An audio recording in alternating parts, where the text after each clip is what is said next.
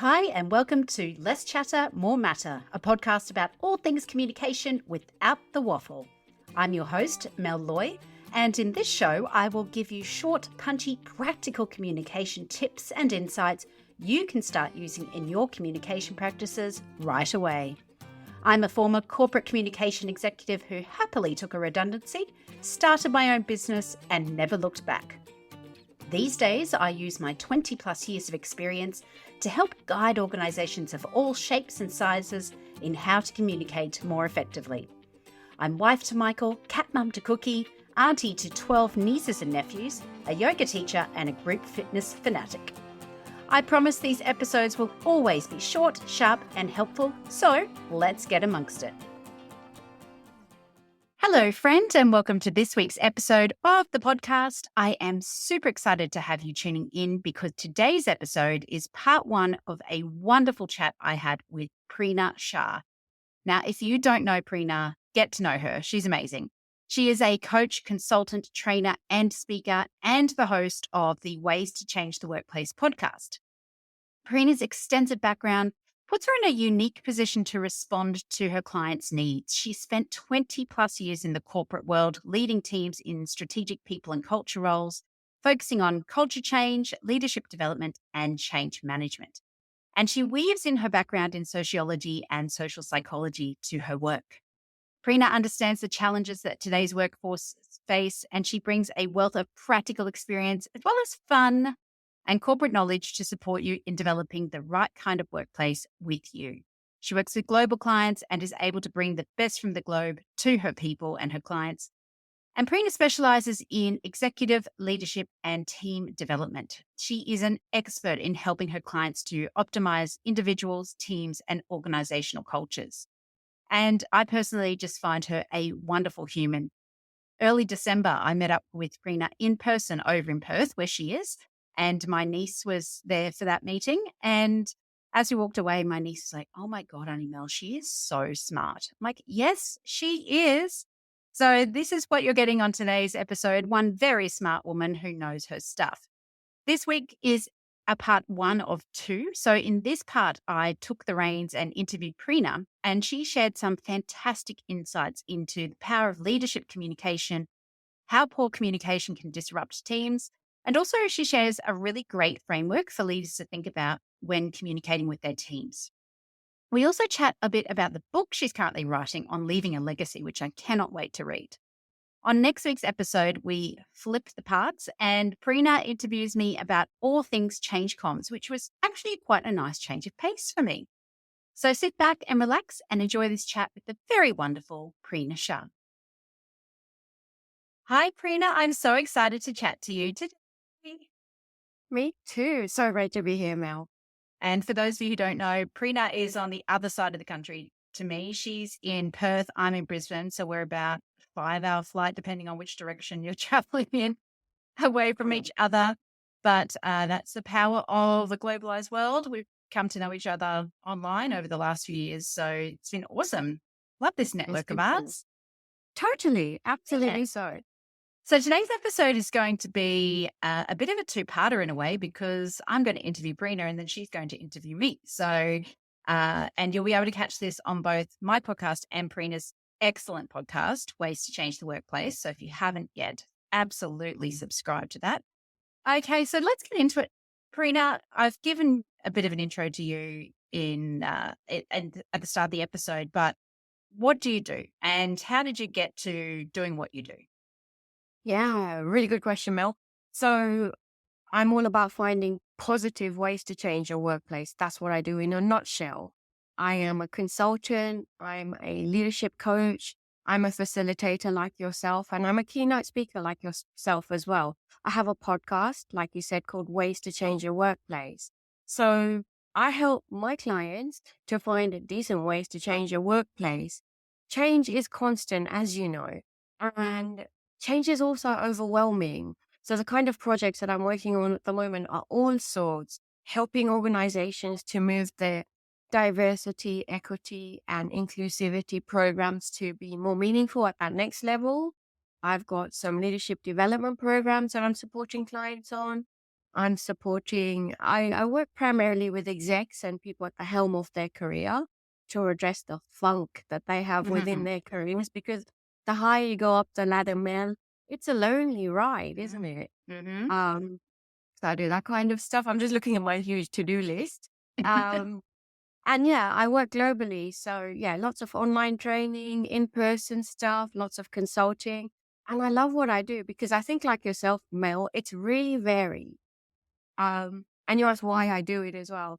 I do it, and how I came across it is, so I've got over 20 years of experience in the corporate world. I feel like a little bit of a dinosaur now, but a good dinosaur. You I and me love my both. yeah, right? We've got experience. So in the corporate world, I specialized in both areas of HR. So not many people do this. I worked in generalist HR as well as a specialist area called organizational development. And I chose to straddle the both because I really needed to learn the pain points of the workforce from a generalist HR perspective. And then OD, organizational development, is my thing. And I fell in love with that. And that's a proactive arm of HR to stop the fires from even happening in the long run. And I learned the best. So, oh gosh, I'm qualified in all sorts of stuff in an organizational development sense, lots of culture change and lots of human behavior change. So I focus on specifically organizational culture change Mhm. and human behavior change. And Mel, can I just say, I've been an early reader of your book and I'm loving all of the social psychology and the little tidbits that you've got in your book. I'm a fan. Oh, thank you so much. And it means so much coming from you as well, because I value your opinion so highly because you are, as my niece said after we met, she's like, she's so smart. Like, I know she is so smart. And look, I think we're two peas in a pod in that we definitely put people and their experience at the center of everything we do. It's Yes. that's quite a strong alignment with us, which kind of brings me to my next question, which is you coach a lot of leaders and teams, and I know how busy you are. But from a comms point of view, what are some of their biggest challenges? Oh my gosh. Mel, I tell my mum this all the time. I would say probably 90% of the time, miscommunication or misinterpretation of said communication. Mm. So I work with, teams at the height of their success. Wonderful. They're all working really well. Then I support teams at the other end as well who need to expand and get better and optimize, essentially. And the teams that need to especially optimize, there's something broken there. And that often comes down to communication, Mill. Mm. And that might be communication with each other, or it might be that top down communication from the leader and what's lacking and the missing piece is there. And, we work with so many channels within the workplace now as well. I'm glad I'm not in the workforce. Oh my gosh, it would be so overwhelming. Imagine there'd be like Teams messages popping up, and then people have text messages and emails and whatever else happens as well within the workforce. I think from a comms perspective, Mel, I'm really focusing on that for this conversation. There's a lot of overwhelm out there. And I Mm. think that overwhelm creates the issues. Mm. I think you're exactly right there. And it's something I've seen with some of my clients in the last year or two. Right. Uh, there was all these new channels just brought online very quickly through COVID, ripping their band-aid off quick. We need Teams, we need virtual, we need this, we need that, because all of a sudden everyone's offline.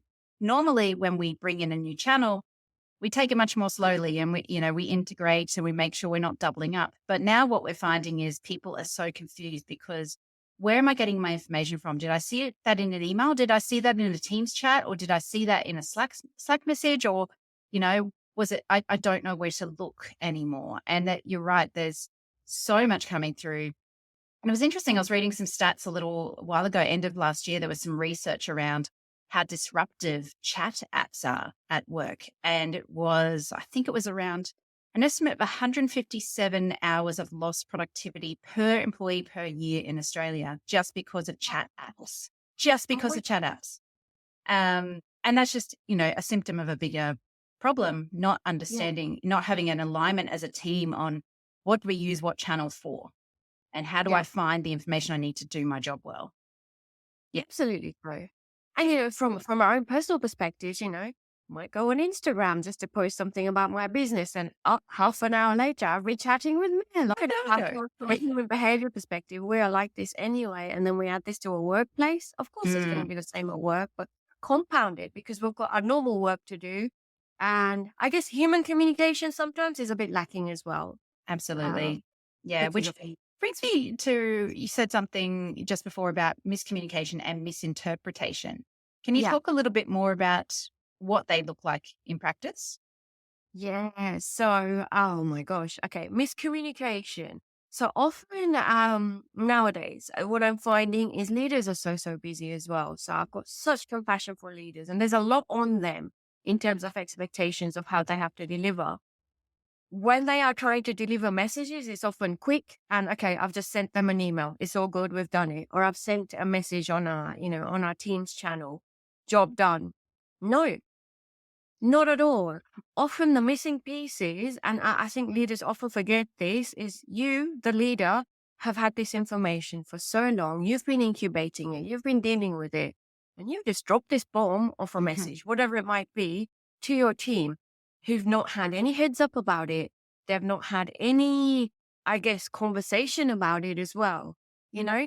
And I think that's one of the big pieces that's a pain point for leaders. They are busy, Mm, therefore they're relying on these channels to quickly communicate. mm. Yeah, I see that Um, a lot. so the reliance, I think, on all of these wonderful tools and technology that we have, I think we need to revisit to see how we actually use them to our benefit rather than the opposite. Yeah, I totally agree. So that's some of the bigger challenges, but how does leadership communication contribute to the culture of a team? Yeah, okay. Leadership, communication, and culture for team. So much so. So don't rely on the internet, have the conversation, please. It's on the internet. I hate that line. I just, please don't. Um, so how does leadership communication affect organizational culture? Massively so. There's this huge void. The other thing that I'm seeing now, Mel, as well, is from an organizational perspective, that top-down messaging is really not often getting through. Mm. And I know this is something that you cover in your book so beautifully. So I'm so glad it's going to come out to the world. But the other missing piece is, let's say the executive will have an executive meeting. They'll decide on the way forward. They will inform the next level down. Let's call them the general managers. Then the general managers will have their own versions of the story and trickle down, trickle down, trickle down. And because of the fact that we're all making up our stories in an inconsistent manner, it is impacting our organizational culture. That cascade of information, it's just lost its meaning. It's lost its sentiment as well by the time it gets down to the ground floor. When I'm talking with leaders, there's different ways of communicating to get buy-in. So you have to tell. Sometimes tough luck. I'm telling you, this is how it is. Mm. So I'll use the example of COVID, the pandemic. Mel, there's a pandemic happening. I don't know what on earth is happening in terms of the bigger picture societally, but we as a workforce have decided to ensure that everyone can work from home. I'm telling you, go and work from home. That's Mm. telling. That's really directing. And as a leader, you have to have that. Then sometimes you have to sell. Mel, now, I'm thinking about this idea in terms of our next team project. I think it would be beneficial because of blah, blah, blah for your role. What do you reckon, Mel? So I'm getting your buy-in here. Tell, sell. And then there's test. And now we're really using the team's brain to test. Okay. And it could be jumping off. Okay. So I've got that idea. Mel says yes to it. Let's, as a team, brainstorm it. Let's just break the crap out of it and see how it works. This is communication at that next level. Tell, sell, test, consult is the other one. And then we might have to go out to our stakeholders and consult with them. Okay. Stakeholders, we've decided upon this is the way forward. What do you think? How are we going to go forward? This is going to be benefit for you in this manner, blah, blah, blah. That's one way. And then co-create is at the apex of the buying kind of ladder. And co-creation is huge.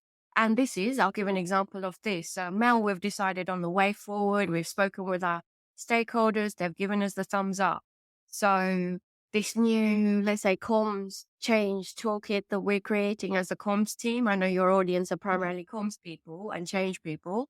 We've got the go ahead for this. So why don't we now co-create it with our team and our stakeholders? And I think as a leader, you need to know, and as a comms person, you need to know when to influence your leaders to tell, to sell, to test, to consult, or to co-create. I love that framework. Tell, sell, test, consult, and co-create. That's brilliant. Yeah. And it does sound like, to your earlier point, that this disconnect between the people in the mothership and the people on the ground happens when the top-down communication doesn't filter through that cascade, but B, it's not coming up the chain either. It's not being listened to from the ground. Yeah, absolutely. Because let's talk about culture surveys. And, most organizations run them, let's say, every 18 months or 2 years.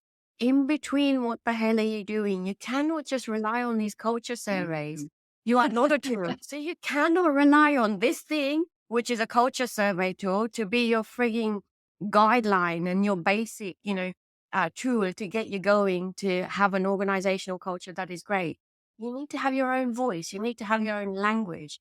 And when I used to work in when I used to work in OD internally, I was so lucky, Mel, to partner with the best comms people who understood the difference. This is another thing that's in your book, which I'm so glad you've covered. They understood the difference between being an internal comms person. We really need that. 100%. They are gurus in their own rights. But then when we're working on culture change or change projects, we need a change comms person. And that's a different brain because they tap into the psychology and the human needs of aspects of all of us from a change perspective.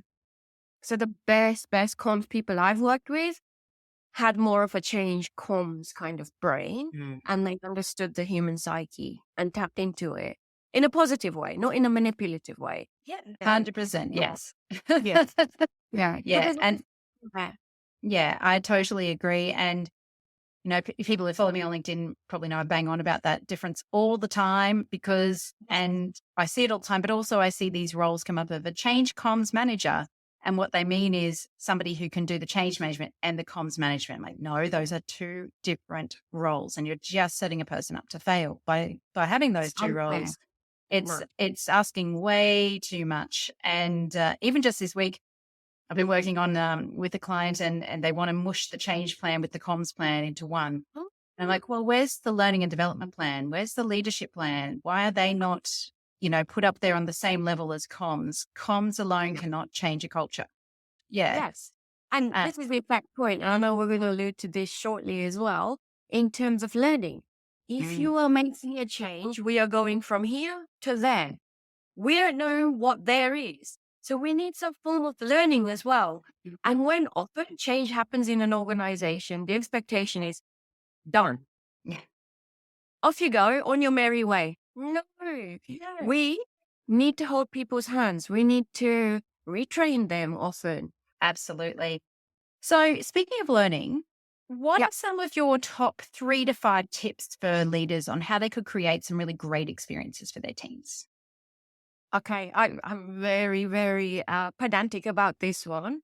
I have one top tip first off, let me tell you, and a lot of my clients have got it. All you need from a leadership perspective is to allow your team to bring them up just out of business as usual, just bring them up from whatever they might be drowning in 4 times a year.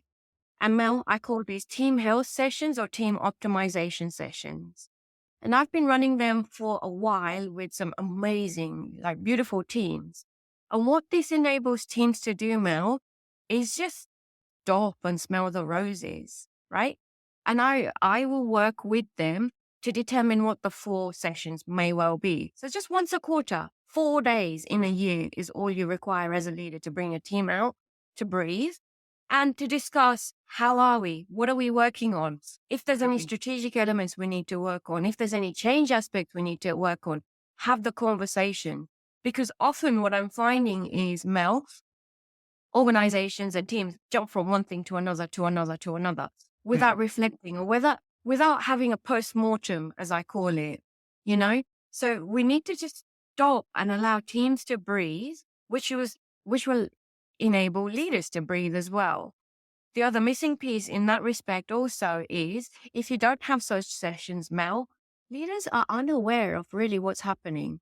Mhm. So when I hold these sessions, the other thing I ask leaders to do is please take your leadership hat off. This is a day off for you as well, just to sit back, observe, and participate.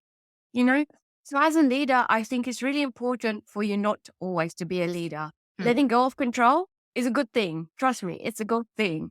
But you have to have that trusted facilitator as well. So I work in tandem, in partnership with those leaders to say, okay, well, what are the quirks of the team right now? What's happening? So, for example, this week, in fact, I have a session happening with an amazing team, Mel. They're an international team. Beautiful, beautiful. I have pinpointed, as has the leader, they are all solo high achieving, they're high flyers, but they're all Mm. solo agents. Right. The intention now is to bring the team together as a cohesive unit. Um, and we're going to do this by actually reflecting on the year that was and learning about the things that they, as an individual, felt worked really well, things that they hated, things that were surprises that they were glad it happened, and then anything else. To have this kind of conversation as a team from hearing different perspectives as a leader, I think is invaluable. Because the other thing that we talk about from a psychological perspective, from a comms perspective, everyone knows about it, is that connection. We Mm. don't have to be best mates, but I need to connect with you, Mel, to understand your ways of working, how you are, in terms of when you're stressed potentially, what kind of support you need. If as a leader, I know that and I can connect with you better, I'm going to be a better leader for you and you're going to be a better worker for me as well. So it's win-win. Yeah, I love that. And that's a great Right. tip. And I think you're right. I'm doing some work at the moment for a client on a bit of an internal comms audit, basically. Yeah. But some of the results that have come back from our research have really shown people are really missing that face to face time. And yet it's the number one thing they find the most valuable as a source of communication. So Ah, it's about, well, how do we set up businesses to be able to give teams and leaders that time off the floor, off the books, and have those good conversations yeah. and, really make sure that everybody's, I know the word alignment comes up a lot, but actually is aligned, there's agreement and there's alignment. And even just walking away from there feeling like I feel really well informed, that basic outcome of communication that often so fails us, just do I feel well informed? Yes or no? It's Is invaluable. yeah, can make a huge difference. Yeah. So, how do you get leaders on board? You do a lot of this sort of stuff with teams. How do you get them on board with actually running these workshops, actually saying and investing in learning and development? Okay. The first question I ask them is, do you understand the concept of balcony time? Some do, some don't. So for those who don't understand the concept of balcony time is taking dedicated time out of your workday to step up onto the balcony to have a bird's eye view of everything that is happening. Many leaders say to me, "What is that about?" No, I don't do that. Well, hello, we need to do that then. And then I talk about the other thing. Are you on the dance floor, as in operational? Are you busy, busy, busy, just running from one project to another? Or do you allow yourself that balcony time? So I think, Mel, using that analogy, I think really gets leaders thinking differently for themselves. And then they see the benefit to their team as well. When they allow their team this balcony time, people shine. The conversations that happen are something else. And you have to use a good facilitator, absolutely so. And you have to have that trust in the facilitator, as I said as well. Oh my gosh, it will propel your team to just amazing new ways of working and connecting differently as well. Now, I'm very mindful of the fact, like I said earlier, we don't have to be best mates, but we really have to do work well together.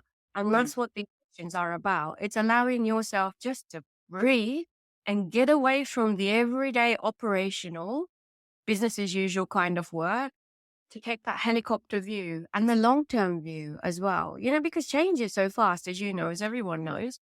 We need to keep on top of it. That ain't going to change. We have to change the way that we work.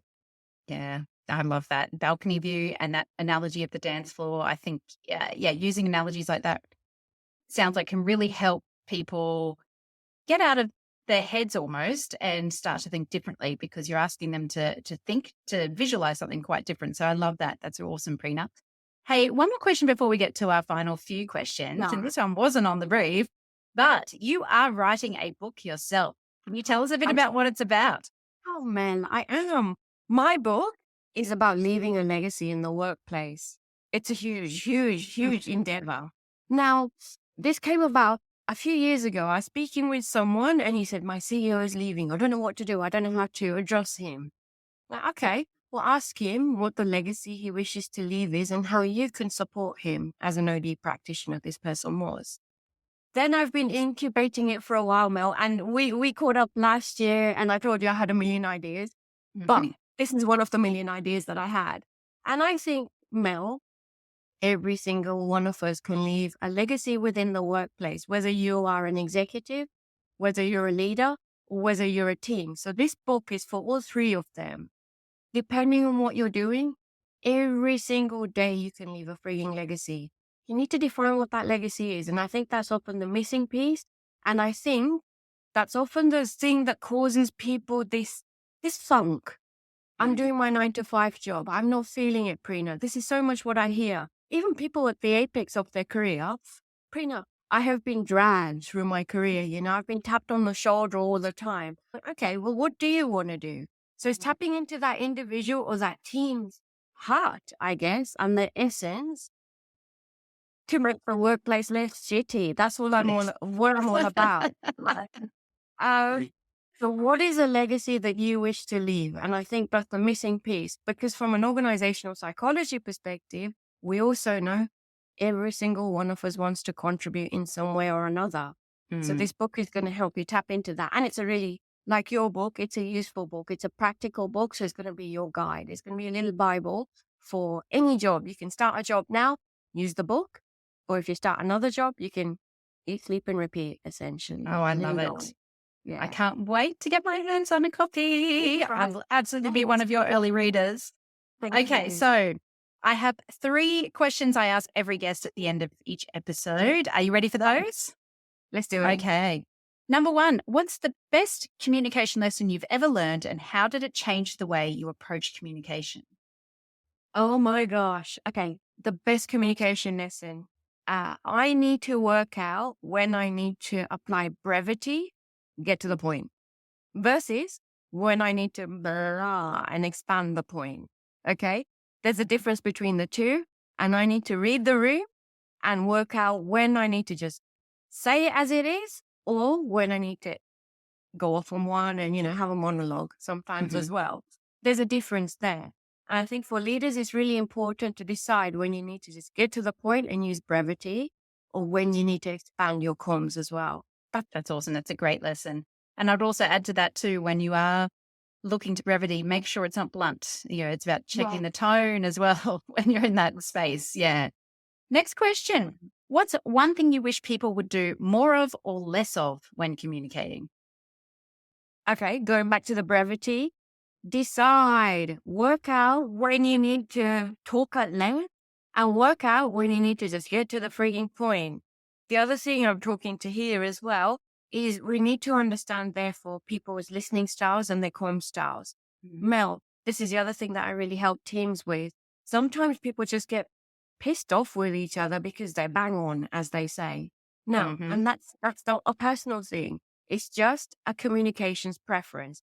So I think if we learn about each other's communication styles and listening styles, it would make all the difference. I love it. Have a brave conversation, just up front. I love that.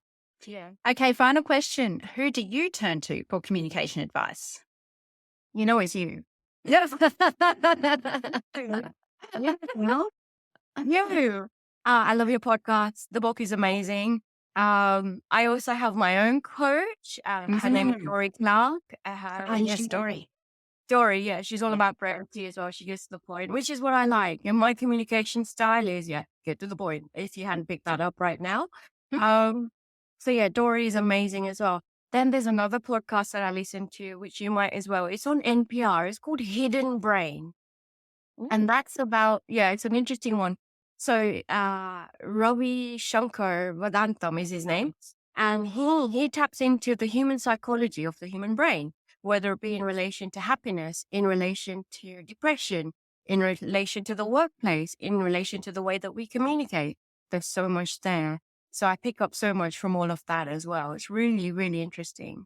I love that. And again, I think we're very aligned on the psychology piece as well, which is so fascinating. Absolutely fascinating. How good is Prina? She just has so much gold. And honestly, she's just such an experienced leadership coach. Please go follow her on Instagram. So that was part 1 of my chat with Prina. Part 2 is next week, and we flip it around and she will be interviewing me about all things change comms. So look out for that episode next week. Make sure you like and subscribe to this podcast so you don't miss it. And thanks again for tuning in to Less Chat and More Matter. Keep doing amazing things. Bye for now.